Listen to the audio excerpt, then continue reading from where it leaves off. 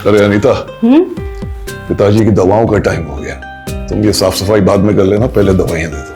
15 minute पहले ही दवाइयां दे दी है मैंने। अच्छा, वेरी गुड। अच्छा, उनके कमरे की चादर वगैरह बदल दी, पानी वानी रख दिया? उनकी कमरे की चादर भी बदल दी, पानी भी टेबल पर रख दिया और फ्रूट वो भी टेबल पर ही रखे। अरे वाह।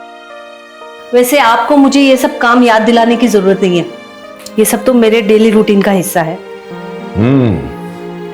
अच्छा, एक बात बताओ, इतना सब कुछ करके भी तुम इतना फ्रेश कैसे लगती हो? क्योंकि मेरी लाइफ में एक यंग बुजुर्ग है।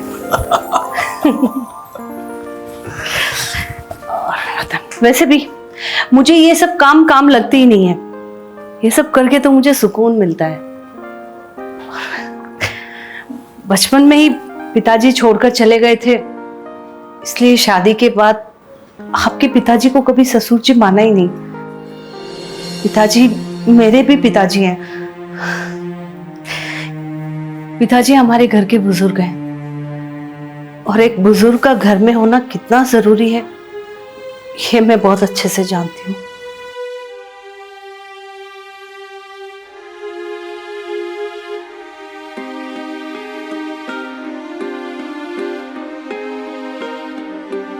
मुझे तुमसे यही उम्मीद थी। पता है अनीता, तुमने पिछले 30 सालों में आज तक कभी शिकायत का मौका नहीं दिया। I'm so proud of you. So proud of you. देखो कौन आया? अखबार वाला होगा, देखती हूँ। अरे हाँ अनीता, वो अखबार वाले से कहो कि सुबह जरा जल्दी अखबार दे दिया करे। अब पिताजी को देर से अखबार मिलता है तो नाराज होते हैं, फिर शाम को जब मैं वापस आता हूँ तो डांटते हैं। कभी कभार लेट हो भी जाता है। अरे वो तो लेट हो जाता है, लेकिन पिताजी तो डांटने में लेट नहीं होते ना। इसीलिए तो मैं खुद देने जा रही हूँ, आपको नहीं भेज रही हूँ। अच्छा, जरा आराम से बात करो, शायद सो रहे हो। आराम से जाओ।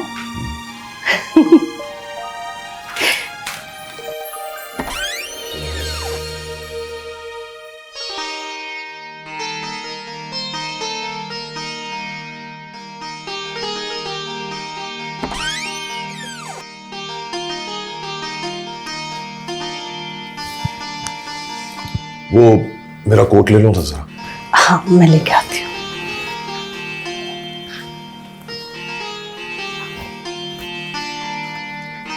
न्यूज़पेपर भी मैंने रख दिया है टेबल पर। अच्छा, अरे हाँ भाई, आज तो तुम्हारा लाडला आ रहा है। हाँ, तो रेड कारपेट थोड़ी ना बिछाऊंगी। माँ की पलकें किसी रेड कारपेट से कम होती हैं क्या? आप भी ना।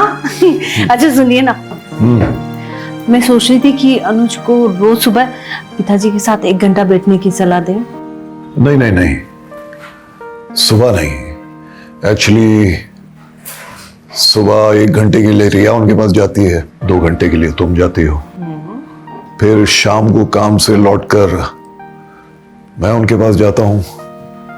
तो मेरे ख्याल से अनुज के लिए रात का वक्त सही रहेगा। ये भी ठीक रहेगा, रात का वक्त ठीक रहेगा। चलिए ये तो पहन ले। जानती हो कल क्या हुआ? मैं और रिया पिताजी के पास गए, बहुत सारी बातें की, बहुत खुश थे। रिया ने उन्हें बताया कि भैया आ रहे हैं, अनुज की पढ़ाई के बारे में भी पूछ रहे थे, और वो जो कनाडा वाले अंकल है ना, उनके बारे में भी बहुत बात की। कनाडा वाले अंकल?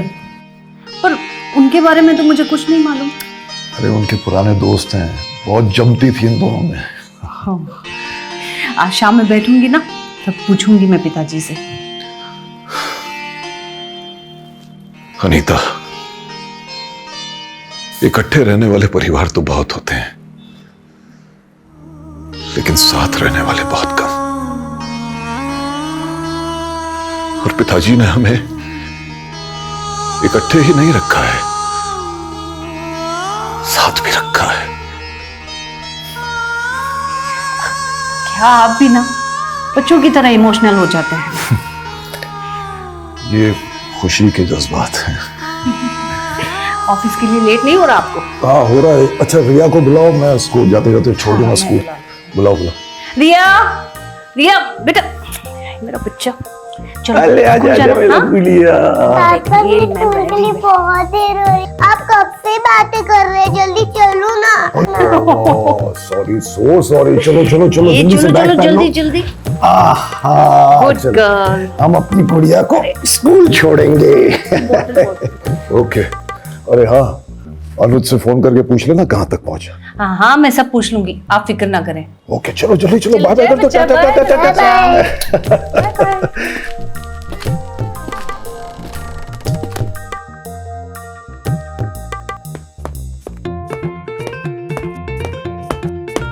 पिताजी के लिए गैस पर खिचड़ी रखी थी, कहीं जल तो नहीं गई?